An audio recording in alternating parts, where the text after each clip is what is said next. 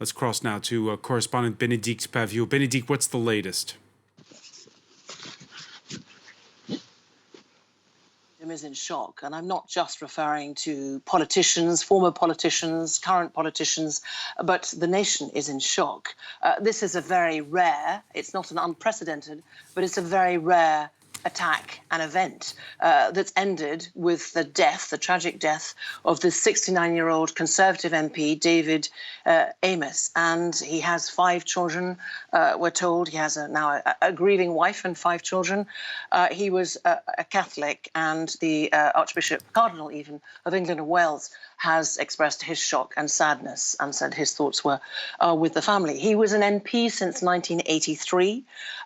He was indeed representing Southend West, and he was holding what all MPs do, usually on a Friday, what is called here a constituency surgery. And he'd like to do it in different locations. And of course, because of the pandemic, that hasn't been possible very much. It's been done over the internet, online. So this is a surgery is where voters can actually meet their MP, discuss their concerns, bring them a problem. It happened around midday. It was around 12:05 local time that the police first got reports that a man had been stabbed. It was in a Methodist church, and they didn't move him from the scene. They operated, I gather, on Sir David, and he died eventually at the scene. So absolute shock here at what has happened in broad daylight in a residential area, at only the second British lawmaker to be murdered while doing his job. Murdered while doing his job, and right now we know we're getting little from police. We know they're questioning a suspect. Yes, a suspect was arrested shortly after the attack. He's 25 years old. We don't have a name. We don't know if he's British or another nationality. We have no idea what his motivation was. I looked at Sir David Amess's timeline on Twitter, and he was 3 days ago saying that he was looking forward to holding this surgery today. So, as I mentioned, reactions absolutely flooding in. Health Secretary Sajid Javid saying he was a great man, a great friend, and a great MP, killed while fulfilling his democratic role.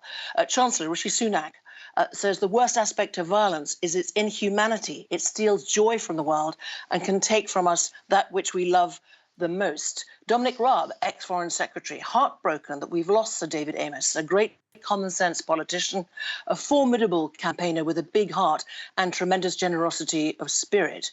Also, former PM, Conservative PM Theresa May, she says that it's heartbreaking.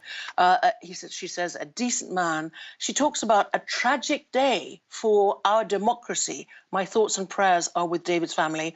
And we've also got Labour leader Keir Starmer saying that this is absolutely horrific.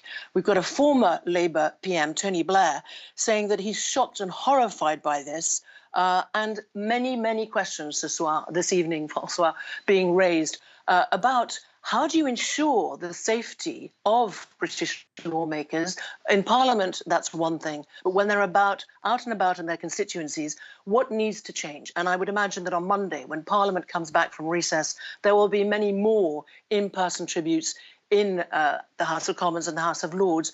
And I think very much needed, and I think going to happen, a debate about how we ensure better safety so that tragic events like today don't happen anytime soon.